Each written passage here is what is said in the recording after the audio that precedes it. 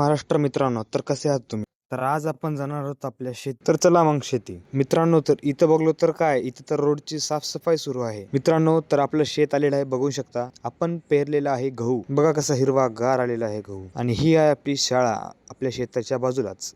या शाळेत मी लहानपणी शिकलेला हो. मग आता आपण आलेलो आहोत पांडू काकापाशी व्हिडिओ शूट साठी.